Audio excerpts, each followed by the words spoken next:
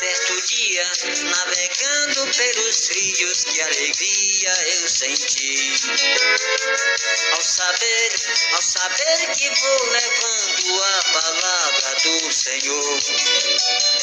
Sou feliz porque eu sei que o capitão comigo vai. Eu navegarei e lá chegarei com Cristo Senhor. Eu lá chegarei e lá pregarei o amor de Deus.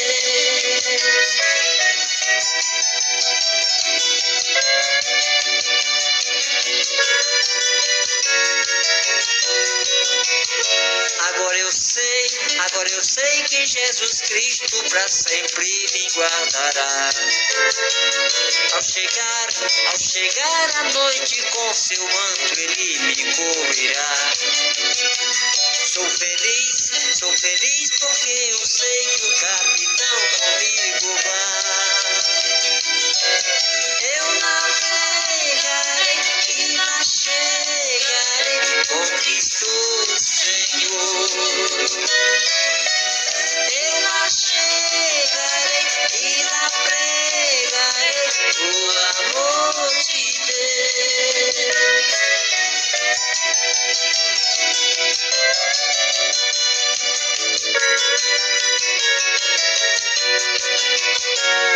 E agora quero eu de Jesus Cristo falar.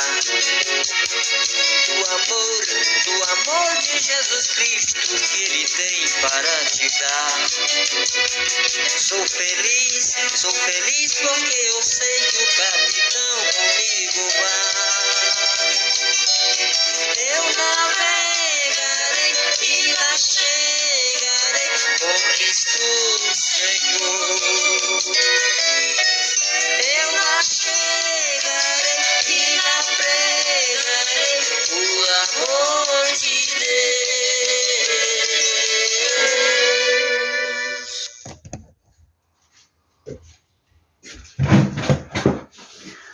Aleluia, meus irmãos, bendito seja o nome santo do Senhor para sempre. Que Deus abençoe a todos vocês na paz do Senhor. Amados irmãos, hoje a gente vai colocar aqui uma pregação muito importante para a glória de Deus, né, irmãos? É a respeito do Novo Testamento e do Velho Testamento. O Novo Testamento são as boas novas de salvação, né? Que é o único que pode nos salvar, Jesus Cristo, ninguém mais. Então, o Novo Testamento veio para mudar, irmãos, o que havia sido ruim, o que havia sido horrível para nós, né? E você vai observar isto no decorrer desta pregação, tá, irmãos? Analisem bem como Jesus Cristo é odiado e como Jesus Cristo mudou a nossa situação, porque nós estávamos, irmãos, vivendo uma vida horrível no Velho Testamento. E depois que ele trouxe a graça de Deus, irmão, aí é que a gente pôde viver bem, com a liberdade total, tá, irmãos? Não do pecado, mas da liberdade total de você fazer o que você quiser, só que vai ter um peso depois da morte. Não é agora, o peso depois da morte, pelo que você pratica, né? Deus quer ver nós libertos da escravidão e da maldade e da injustiça. Tá bom, irmãos? Então assista e ouça com muita atenção essa pregação, para a glória de Deus.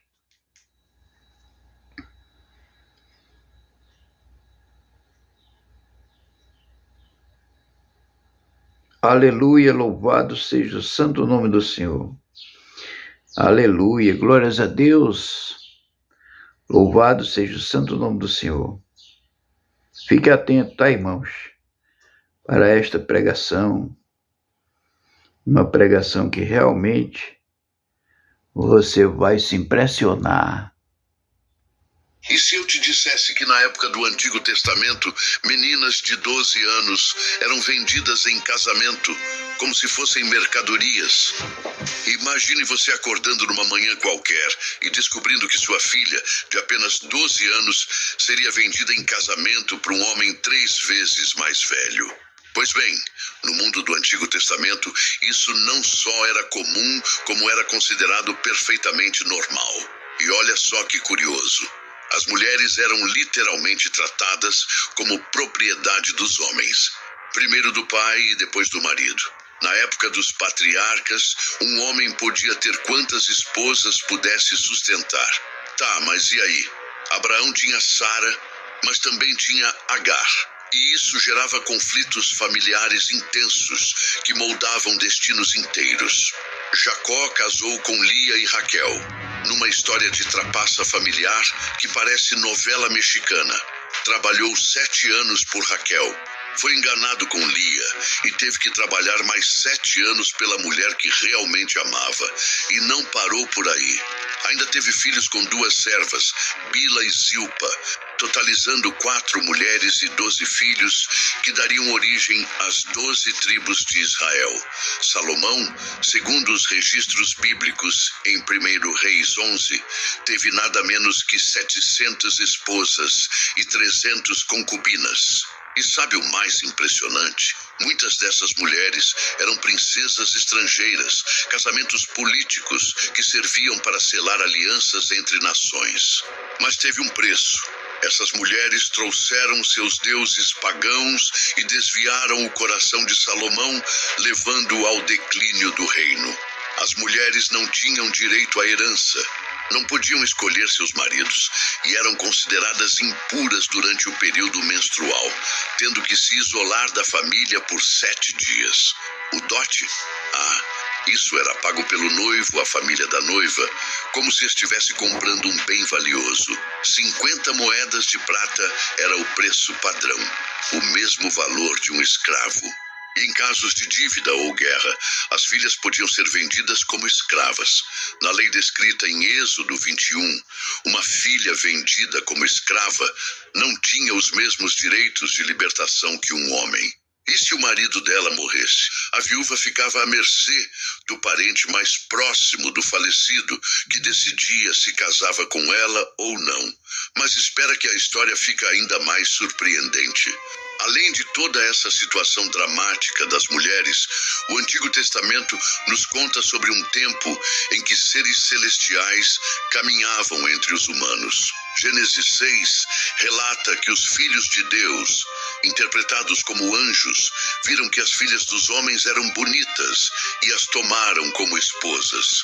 E é aí que surge o mistério dos Nefilins. Esses seres nascidos da união entre anjos e mulheres eram descritos como gigantes, heróis da antiguidade, homens de renome. Alguns estudiosos acreditam que eles mediam mais de 3 metros de altura e eram guerreiros temidos por todos. No livro apócrifo de Enoque, é relatado que esses anjos ensinaram aos humanos conhecimentos proibidos: metalurgia, cosmética, magia, astrologia e até mesmo a arte da guerra. E se você acha que isso já é impressionante, saiba que havia várias raças de gigantes naquela época. Os Anaquins eram tão altos que faziam os israelitas se sentirem como gafanhotos. Os Emins habitavam a região de Moabe e eram considerados tão temíveis quanto os Anaquins. Os Refaíns dominavam a região de Bazã, e seu rei Og tinha uma cama de ferro que media 4 metros de comprimento.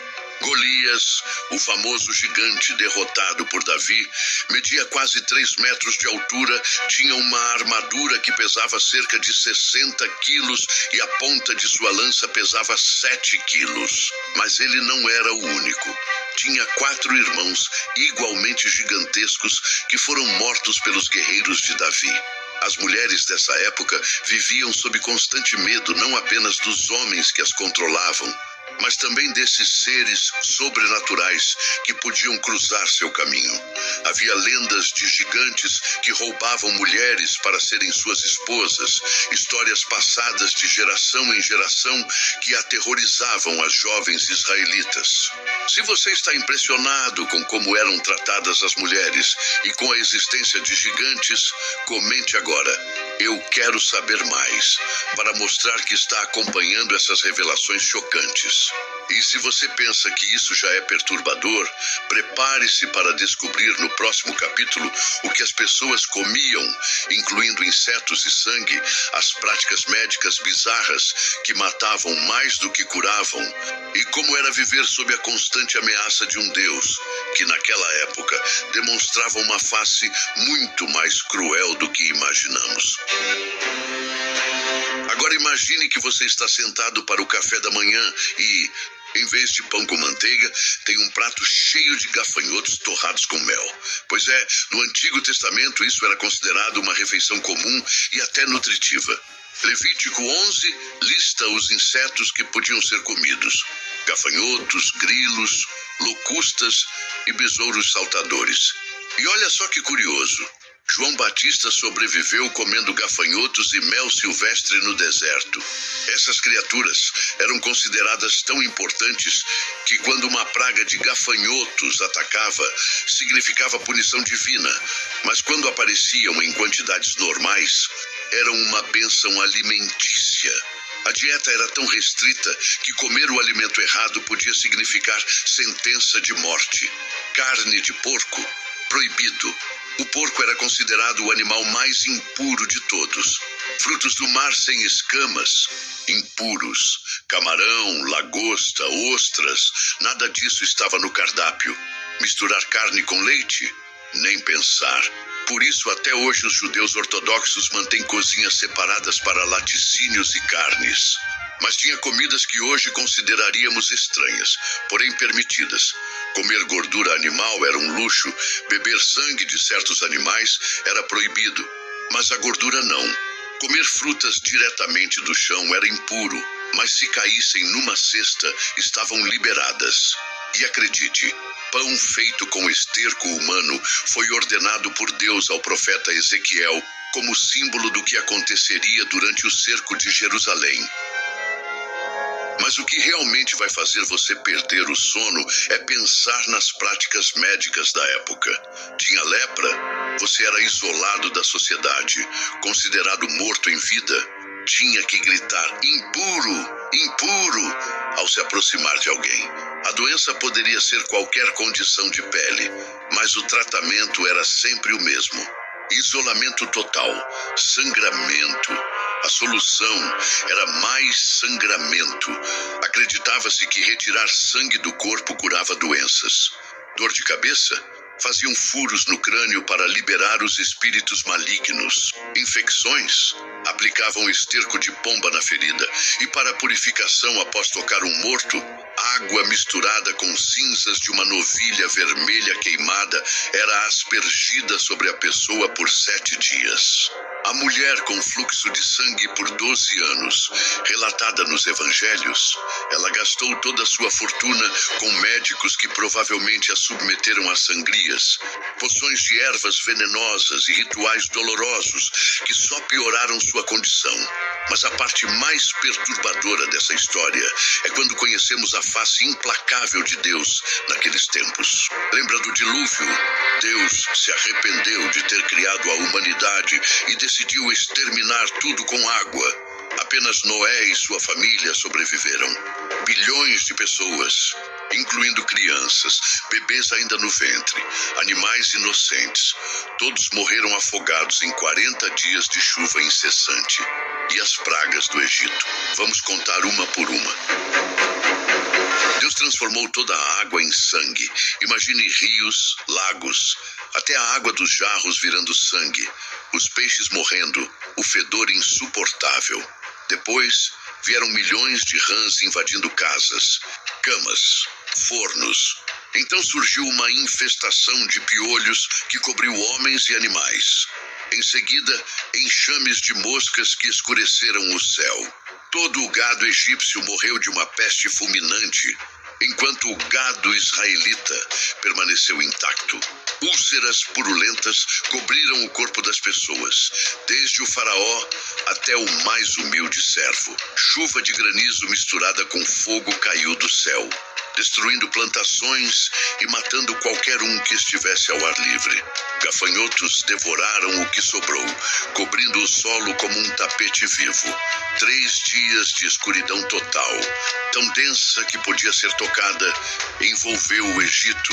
E por fim, numa única noite terrível, todos os primogênitos egípcios, desde o filho do faraó até o filho do prisioneiro mais insignificante, morreram misteriosamente. A ordem para Abraão sacrificar seu próprio filho Isaque, um teste que beirava a crueldade psicológica. Imagine a angústia de um pai carregando lenha para queimar seu próprio filho. O garoto perguntando inocentemente onde estava o cordeiro para o sacrifício.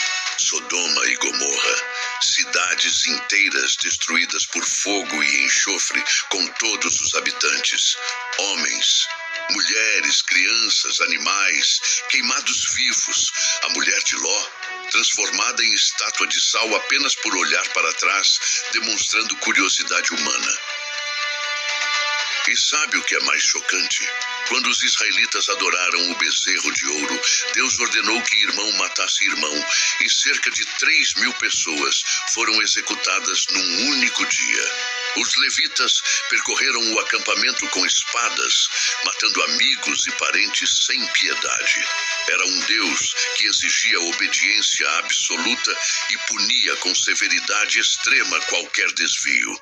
E se você acha que já viu o suficiente para ter pesadelos, espere até descobrir no próximo capítulo as punições brutais que eram aplicadas, incluindo o apedrejamento público, onde a própria família tinha que jogar as primeiras pedras. As mutilações como castigo comum, incluindo olhos arrancados e mãos decepadas.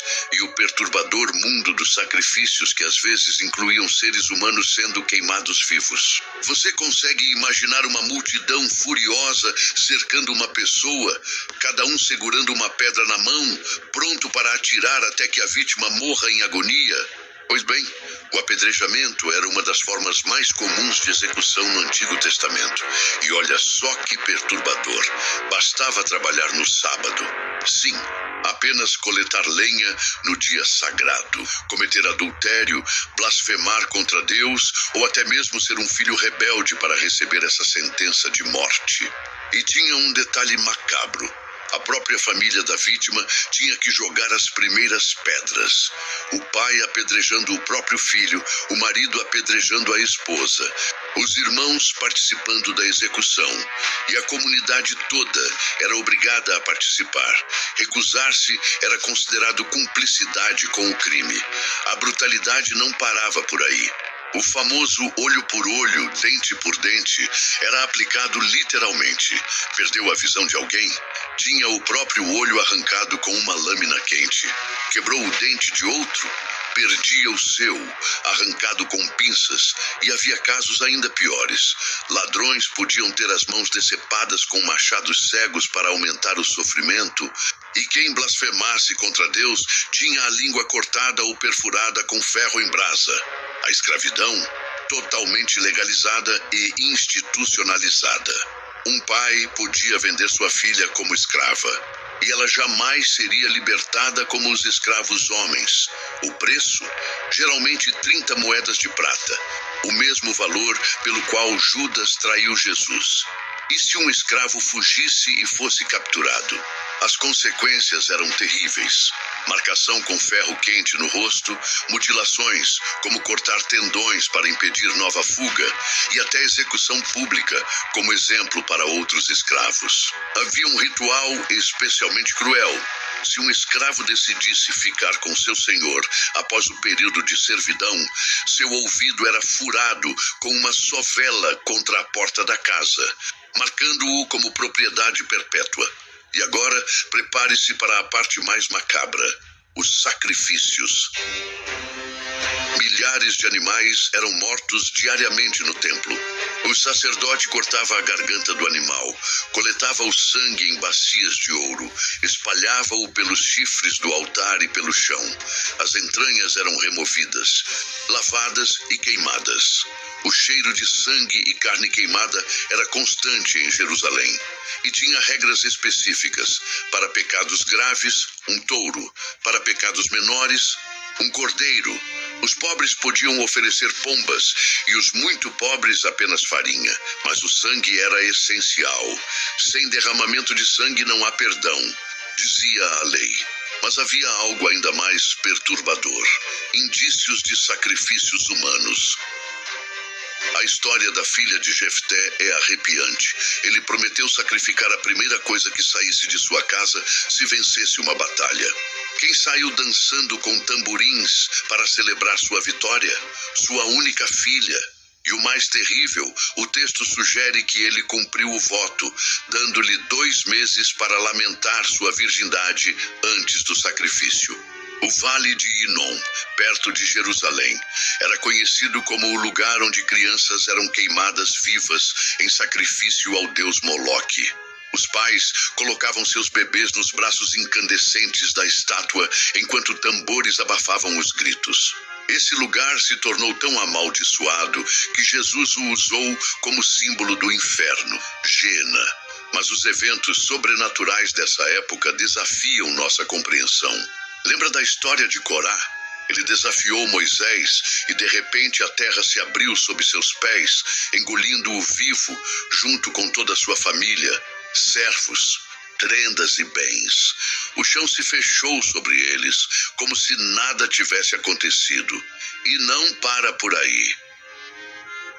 Quando 250 homens apoiaram Corá, fogo desceu do céu e os consumiu instantaneamente. A Arca da Aliança era um objeto de poder aterrorizante. Quando Uzá tocou nela para impedir que caísse do carro de bois, foi fulminado instantaneamente. Seu corpo carbonizado caiu no chão como advertência.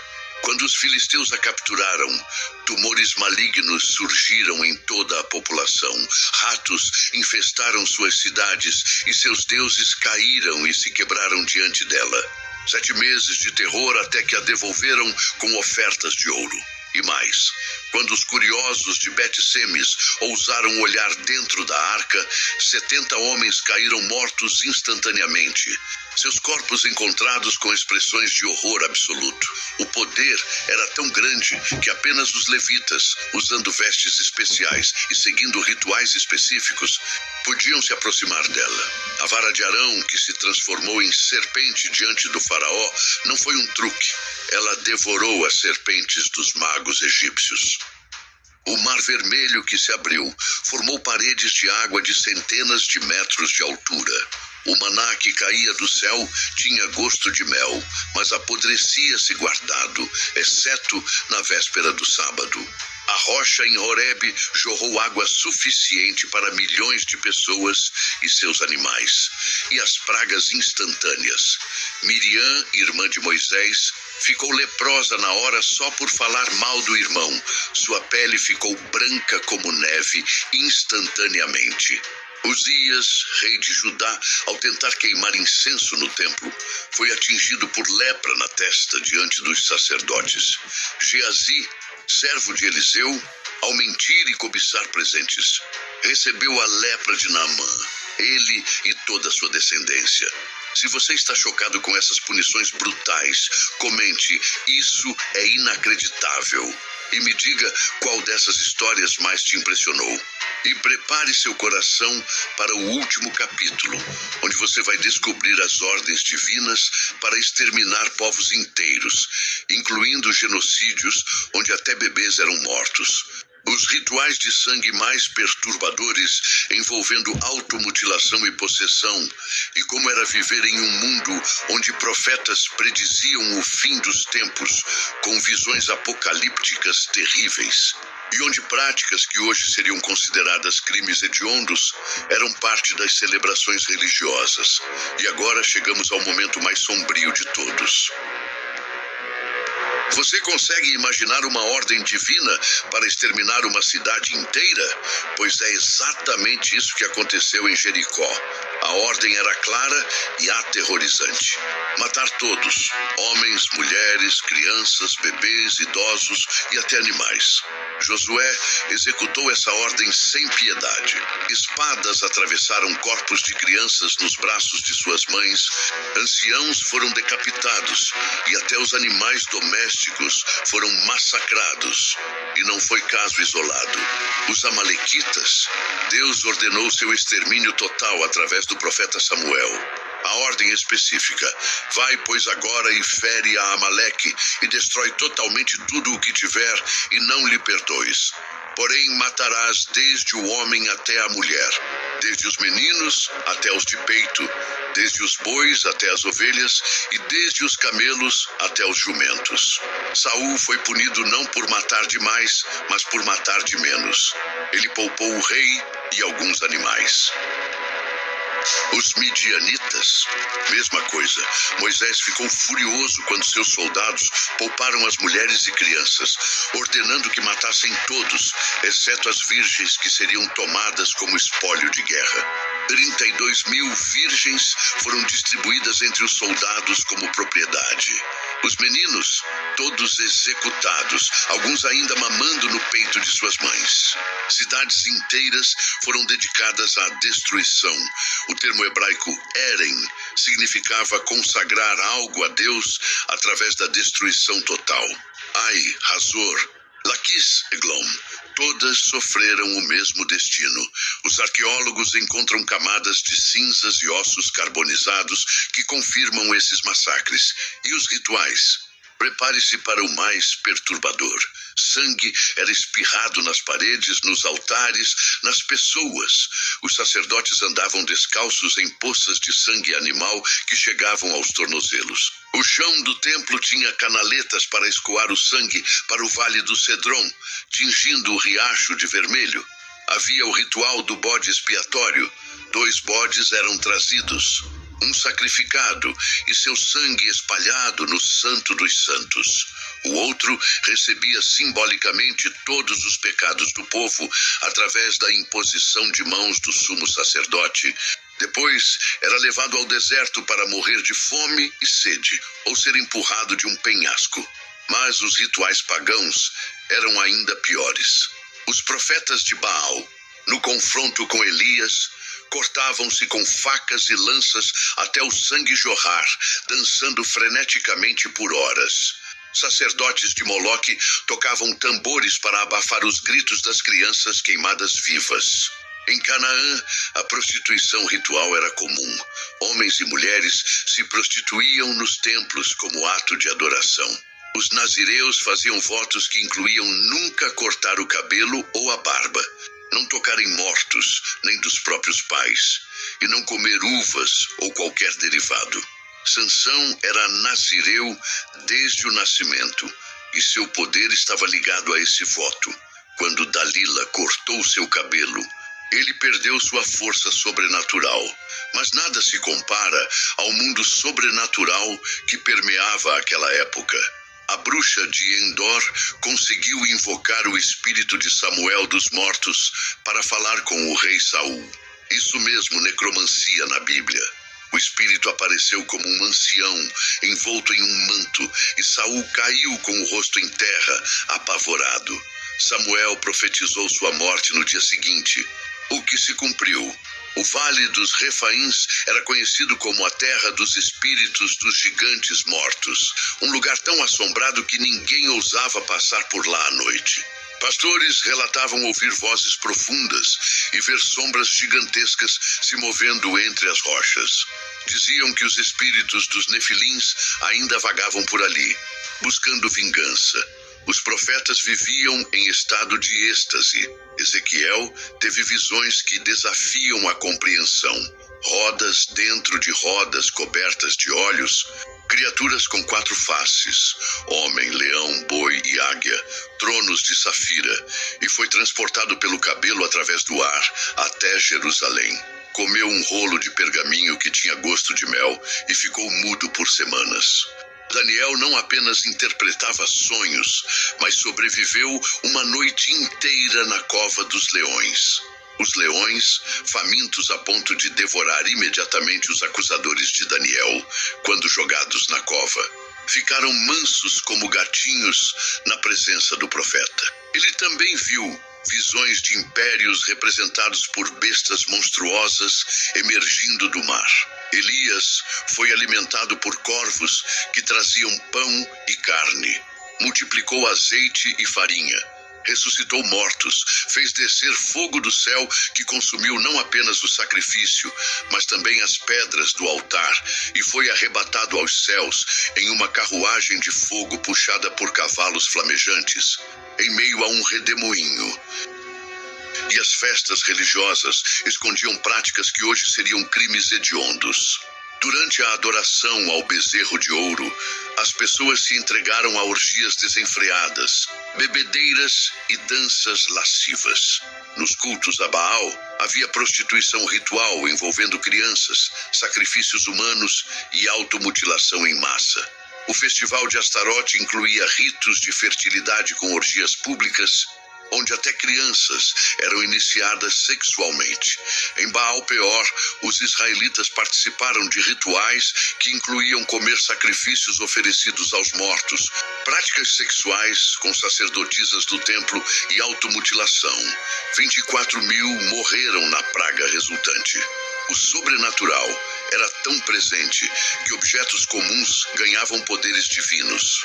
O cajado de Moisés se transformou em serpente, abriu o Mar Vermelho, fez água brotar da rocha e trouxe pragas sobre o Egito.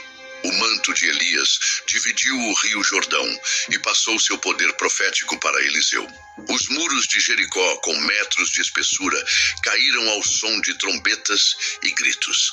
Os ossos de Eliseu ressuscitaram um morto.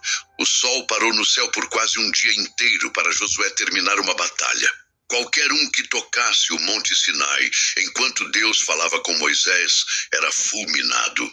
A própria montanha tremia, fumegava e emitia sons de trombetas sobrenaturais, onde anjos apareciam como homens comuns, mas demonstravam poderes impossíveis, onde a linha entre o divino e o humano era tênue e onde práticas que hoje nos causam horror eram consideradas atos de fé. Se você acredita que Deus tem planos maiores para a sua vida, mesmo depois de conhecer esse lado sombrio da história, escreva "Deus é soberano" nos comentários como um ato de fé. Algo poderoso vai acontecer na sua vida. Agora que você viu o lado mais chocante e perturbador do Antigo Testamento, clique no vídeo na tela para descobrir como era a vida no Templo de Salomão, como ele conseguiu satisfazer 1000 esposas e qual foi o seu trágico fim. Clique agora.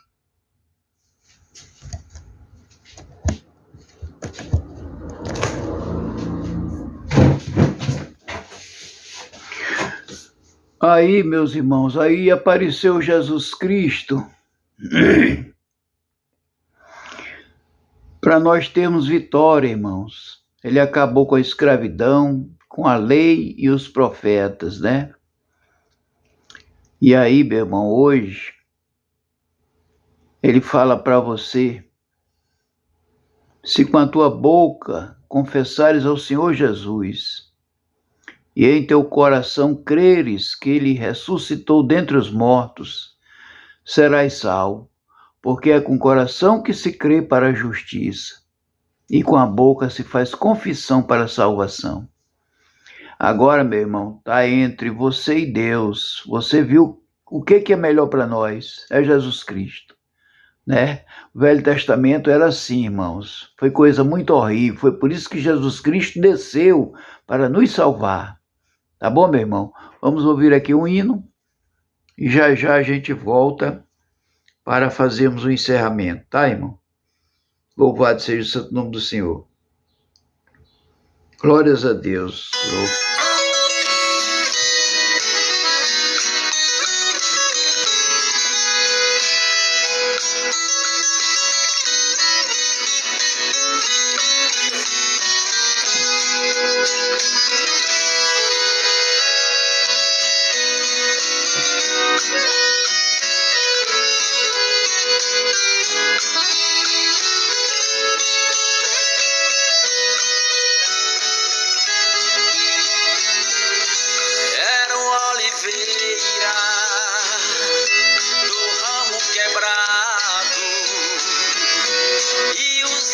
sambujeiro, ali foi enxertado esta oliveira. É o meu Jesus, fui nele enxertado, hoje tenho luz, oliveira verdadeira, Jesus Cristo nele fui enxertado, através da fé, posso eu dar frutos, enxertado assim. Cristo é a oliveira, não mais vivo eu, mas Cristo vive em mim.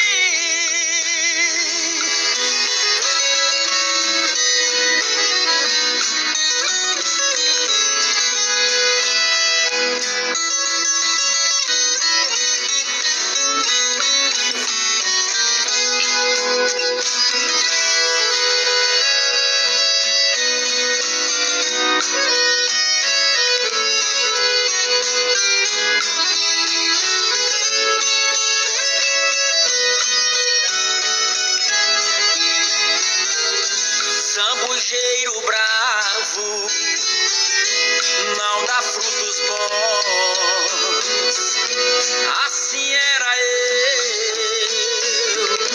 no meu coração. E um belo dia tudo transformou, eu fui enxertado no meu Salvador, oliveira verdadeira, Jesus Cristo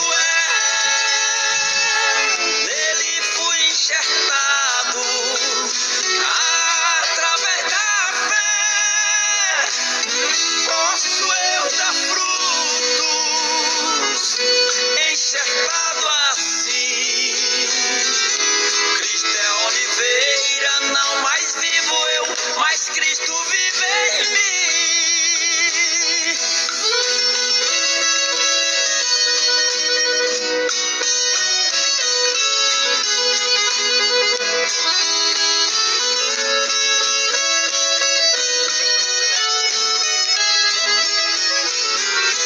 Cristo é oliveira, nele sou feliz, nele estou ligado, no tronco e na raiz, ligado na oliveira, de todo o coração,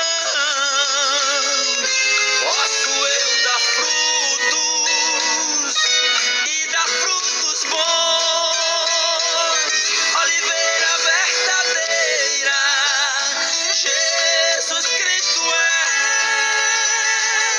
nele fui enxertado, através da fé, posso eu dar frutos, enxertado assim. Cristo é oliveira, não mais vivo eu, mas Cristo vive em mim. Cristo é oliveira, não mais vivo eu, mas Cristo vive em mim.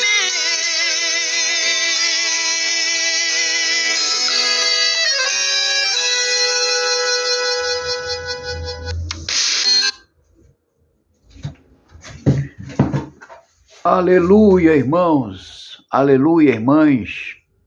Vocês viram aí, né, irmãos, a diferença do Velho Testamento para o Novo Testamento. O Velho Testamento, irmãos, era a geração do Pai, né? Houve todas essas coisas. Era o que os profetas falavam, irmãos, tinham que obedecer, senão morria. Até os profetas matavam as pessoas, até os profetas. Aí quando Jesus chegou, irmãos, por causa da maldade que estava grande demais, né? O mundo nunca ia para frente, ou seja, as pessoas nunca ia chegar a uma população grande, porque morriam por causa da lei e dos profetas, né? As pessoas pecavam, irmão, e eram mortas. Eram mortas de todo tipo de sorte. Eram mortas. E aí, quando Deus viu lá do céu que o povo estava se acabando na terra, né? Diminuindo. Aí foi quando ele enviou o Filho. Porque Deus amou o homem de tal maneira que deu seu Filho único para todo aquele que nele crê, não pereça, mas tenha vida eterna. Ó, então o Filho veio para salvar, irmãos. Aí a diferença é grande, irmãos, do Velho Testamento para o Novo, né? E você pode observar que Zaqueu, ele vivia também pela lei naquela época. Ele vivia pela lei. Aí você já conhece a história de Zaqueu, né? Jesus teve aquele encontro com ele e transformou a vida de Zaqueu. E Zaqueu fez uma coisa muito importante para a salvação, né, irmão? Se desfez de tudo que tinha para escolher o melhor, né, irmão? Porque lá em cima nós teremos as melhores coisas, as melhores mansões, e são eternas, irmãos, não são passageiras.